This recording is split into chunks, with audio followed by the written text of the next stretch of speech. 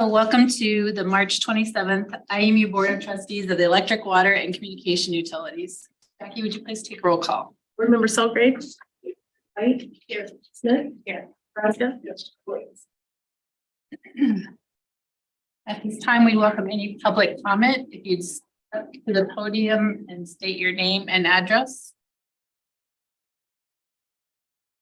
See no one in the audience. Welcome to the March 27th IMU Board of Trustees of the Electric, Water, and Communication Utilities. Would you please take roll call? Board Member Selgrave. White. Smith. Here. Nebraska.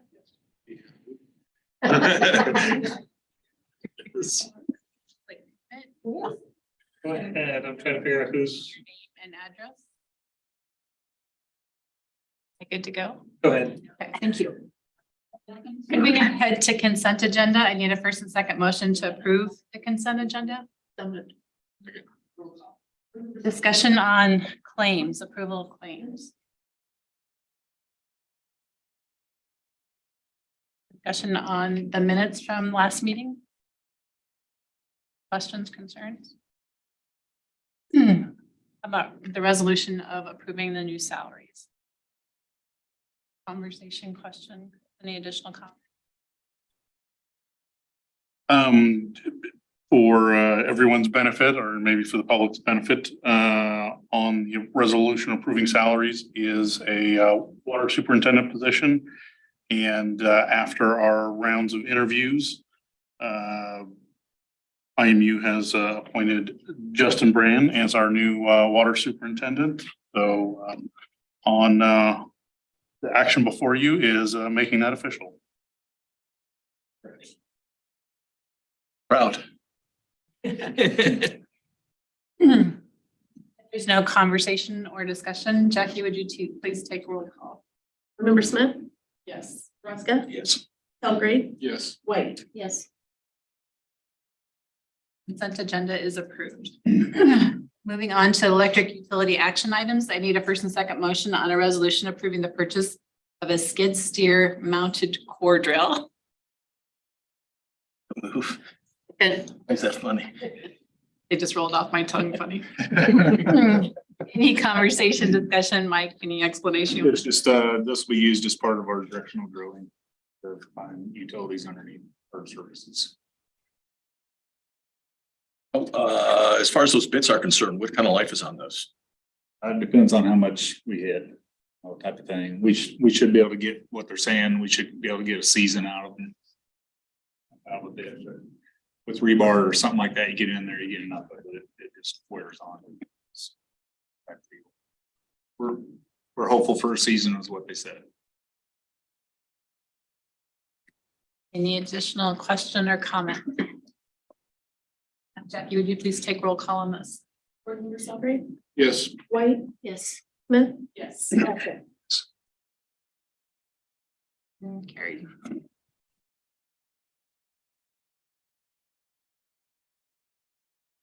On to electric utility informational items. Yep, so one last piece of equipment I'll probably be bringing back to you next meeting or the one after that. Air compressor, the ones you see on two wheels. We'll be using it to blow stuff through the conduits to be able to pull wire in, and also up around buildings where we can need to jackhammer out concrete somewhere close. We can use it for that as well. So that'll be coming. I'll be bringing that for your consideration. So as part of that, the directional drills that we've got ordered, we're hopefully maybe the smaller unit we'll have at the end of the week, possibly. So, Really? Yep. We're ready to put it to work. I know that we've got stuff lined up. So it's already been to a show. They went and showed it off at trade show. It was used. It was counted. Kind of used. Take that back. They were waiting. No, imagine this, but they were waiting for a chip anyway, or part of it. So they could still get it there. And now the chips come in. So we really weren't out anything from the, they were really good to us when we demoed, we were looking, so kind of repay the favor. And installing conduits in the alley or down on South Buxton, that work has started. We're just kind of waiting to get across and take it out. get across on South Weston so they can get that road, open back up. And then we've been working closely as well on the industrial park addition out on 14th and Hillcrest. Out there, we've got conduits across that where they started, I believe the sewer was 20 or 22 feet deep. Started, it's very deep out there. So we had to wait for our turn out there to get conduits laid in. And we've been holding poles, of course, that deep and we're close. We got them to keep those from falling in for safety reasons. Besides that, it's busy. Everybody's going right now. Sun is out and it's not snowing Let's hope so. anymore. Do you have an idea of when the street will open on South Buxton? The idea was as soon as it was closed, weather permitting and everything goes right, it was 4 weeks that we opened back up. Additional questions for Mike? Moving on to the water utility action items. We have our water utility rate discussion. The public hearing regarding a proposed increase to water utility rates is now open. Please state your name and address for the record if you have any questions or comments or stepping to the podium. Chris.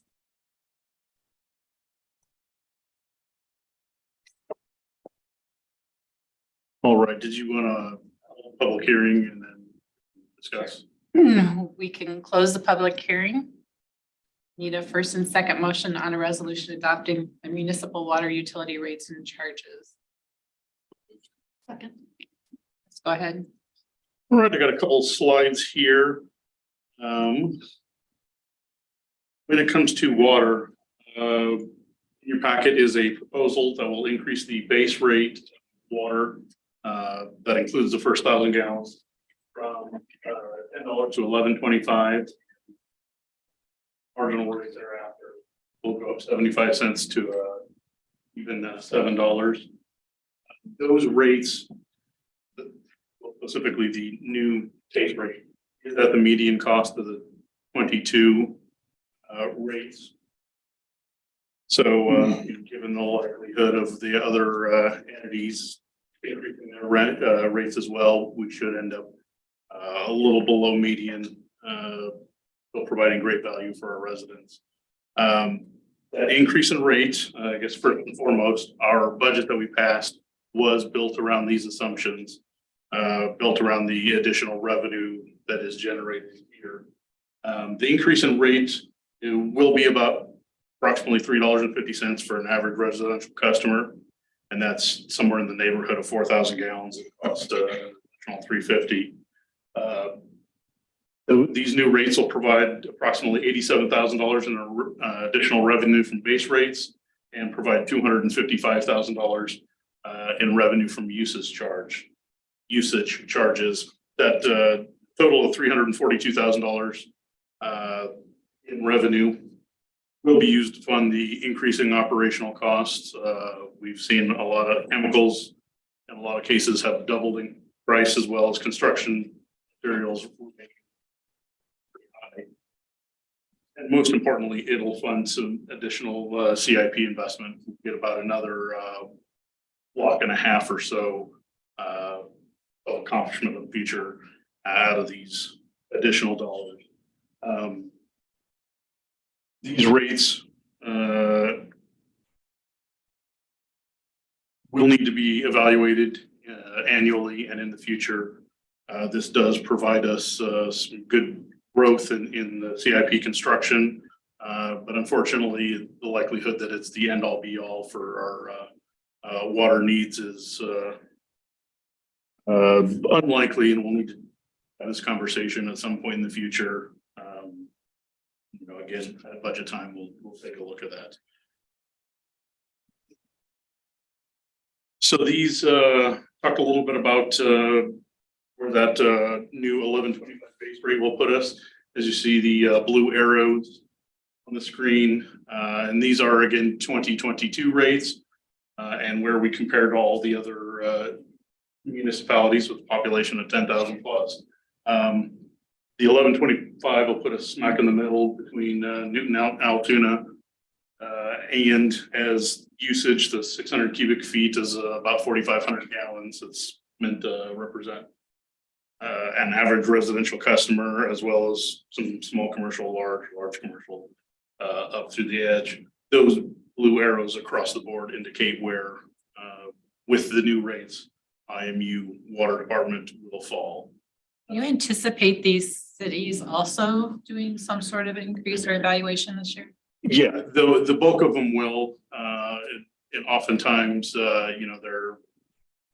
everybody's kind of figuring that out now as they're passing, the rates and budgets. I don't know that everyone will, but the bulk of these cities, both above and below us, are likely to make some sort of change. Those rate changes last year, for instance, varied between 3% and 9%. I expect a similar increase across the board this year as well.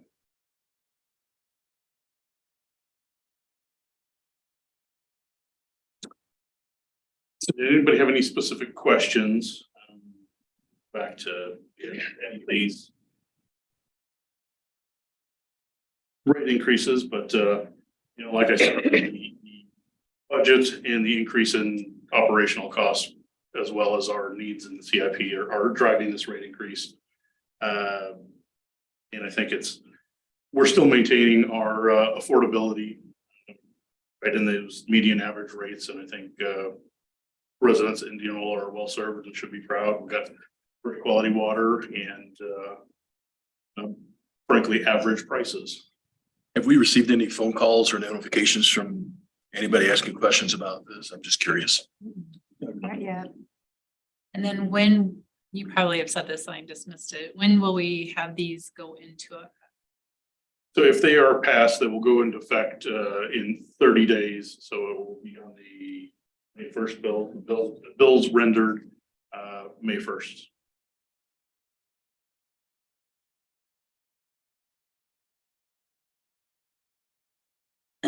Any additional questions or conversation, discussion? Okay. And I would move that we take roll call. Board Member White, Yes. Smith, Yes. Rosga, Yes. Selfridge, Yes.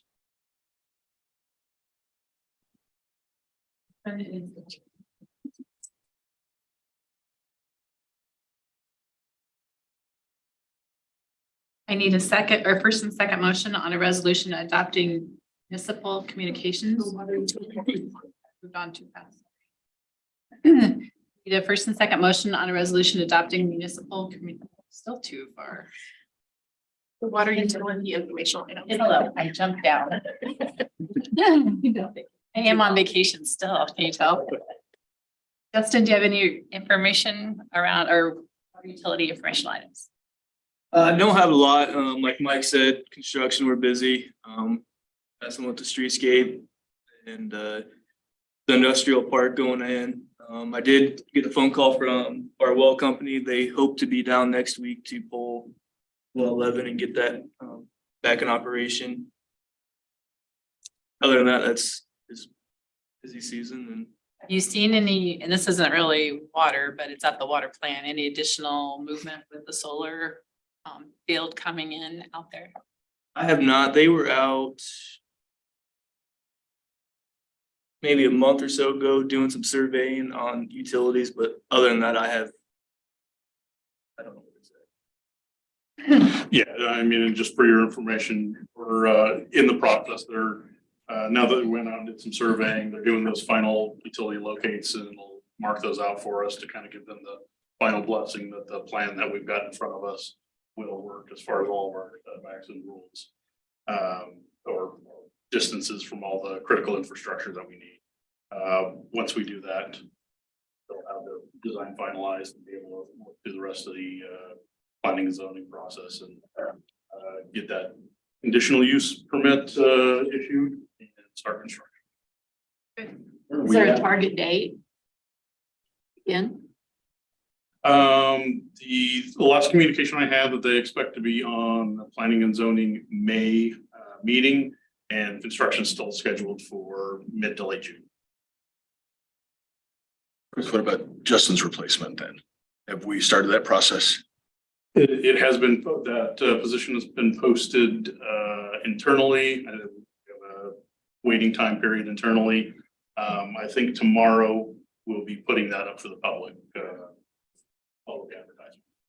And what level will we be looking to replace that? Justin, you want? It's posted for a grade 1. Obviously, if anybody more qualified, we'll definitely look at it, but the opening post is for a grade 1 operator. If we hire at grade 1, then what, will you remind us of what we have from all of the staff? How many are grade 1, grade 2, grade 3? So right now, the staff is myself, grade 4, another grade 4, and then there's 3 grade 3s. So then we would just add 1 new at that lower grade.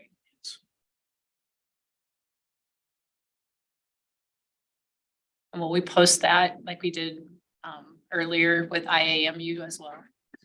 Yeah, I think Justin's got a couple of suggestions on where it could go. We'll all of our usual suspects. IAMU, and then possibly if we aren't satisfied with our candidates, DMAC has a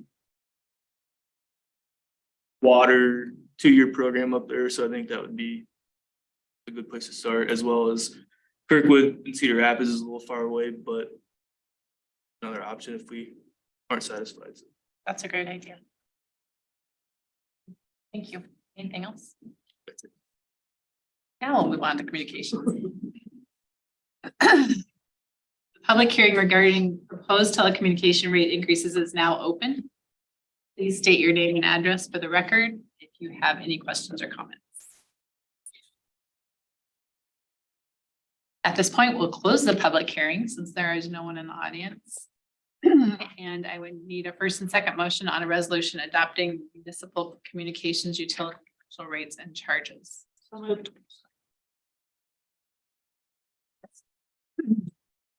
All right, for this, the only impacted service that will contemplating a rate increase is the video.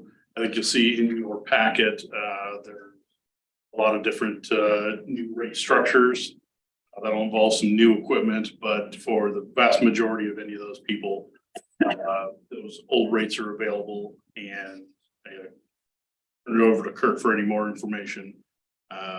But it's quite lengthy, adding some different tiers for inside and outside, as well as some new equipment. But doesn't result in a rate increase for anyone. On the video side, our proposal, or the rate increase that's being proposed, is a $5 increase in the expanded package. And ultimately, that's necessitated by local channels and national networks all have their annual rated increases. And because IMU video operates on slim margins, we get those costs passed on, or costs incurred by us. They need to get passed on to our customers. So this is functionally, it's just a pass through of cost of content increases. Kurt, do you have any other thoughts or considerations? What it is, unfortunately. Any discussion, questions?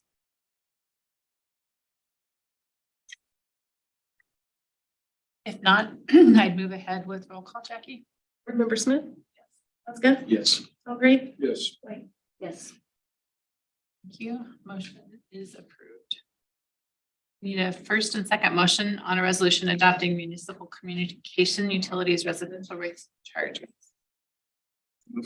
Second.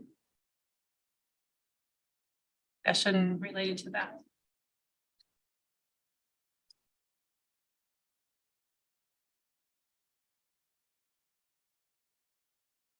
You would do roll call on this one. Board Member Selgrade? Yes. White? Yes. Smith?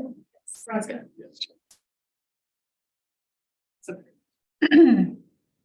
Kurt, any additional communication utility items? Yeah, same with Mike and Justin. We're getting back and getting outside and getting stuff in the ground. TechLink's back in town, getting those temp drops that we put down this winter.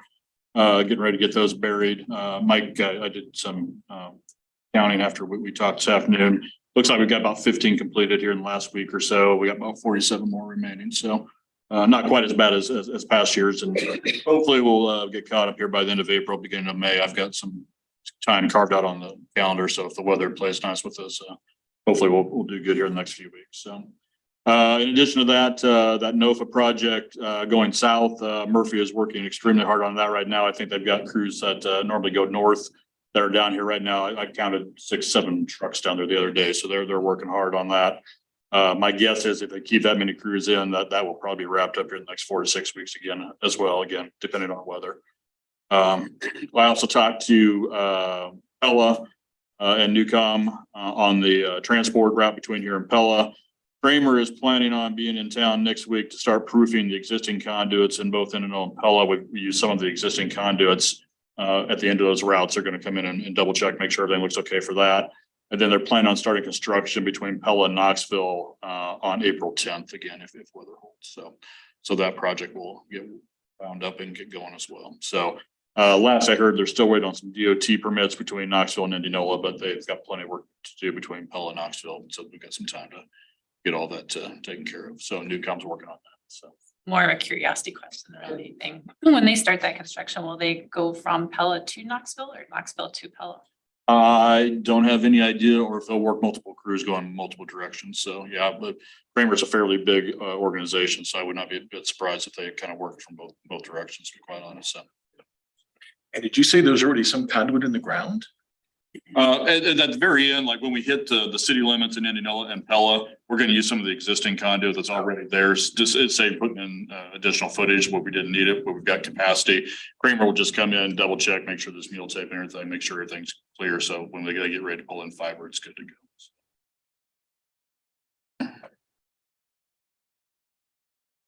Any additional questions for Kurt? Moving on to the combined electric, water, and communication informational items.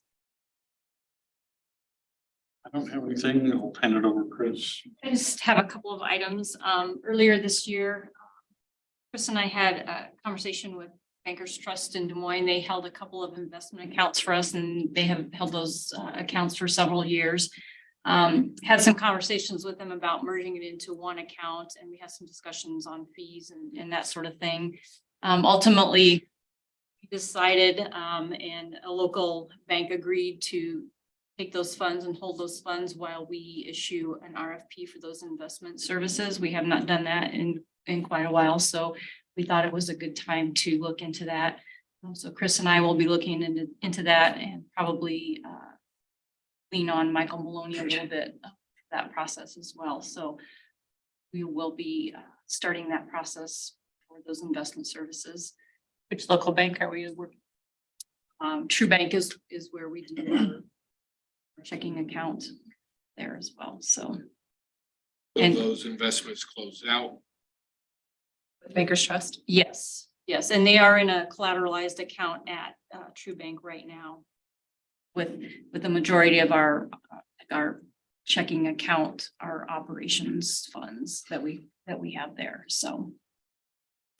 The other thing, we kind of are wrapping up our preparation for our insurance renewals. So for ICAP, our property insurance, vehicles, that sort of thing.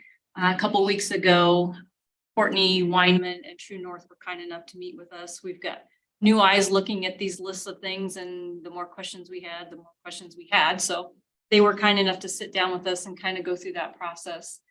And ICAP has offered to walk through the South Buxton facility and kind of look at what's there, maybe some equipment and things that aren't in use anymore, and kind of walk through and do an assessment on that building to see if there are things that we could cover differently or possibly exclude from the policy. But that is yet to be determined. So we're waiting to hear back to schedule a time for them to do a walkthrough of that building.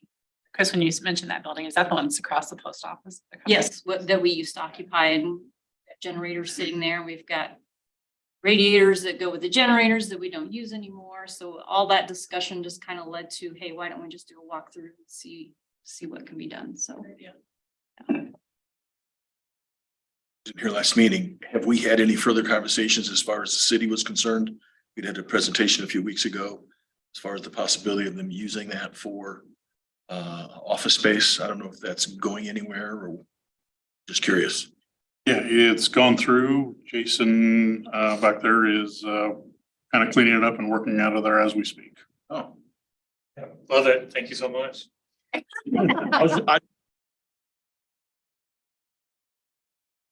Yeah. At least the other technical and safety from engineering, we're all over there and it's great. It's a nice space. We're happy to have a little elbow room now to get some work done. So thank you so much for letting us. We're appreciative. I'm glad we got something worked out. Chris, just had a quick question. I had a call today on the contract we've been working with Salvation Army for the help with some of the potential residents if they have need. Has that been finalized? I just got back the signed copy from Salvation Army today. It'll be on the agenda for consideration at our next meeting. Have we had anybody come in and try to leverage that? I know that they were supposed to take place in. Yeah, we've had a couple people. Okay, any other items? Alicia, anything from customer service? Nope, all working pretty hard, so. Okay. If there's no other items, first and second motion to move into closed session in accordance with Iowa Code, section 21.5, parentheses 1, parentheses 5, to evaluate professional competency in an individual appointment, hiring, performance, being necessary to prevent an irreparable injury to that individual's reputation and individual. Move. Would you take roll call? Member Selgrave, Yes. Smith, Yes. Roscoe. Yes. Thanks, everybody.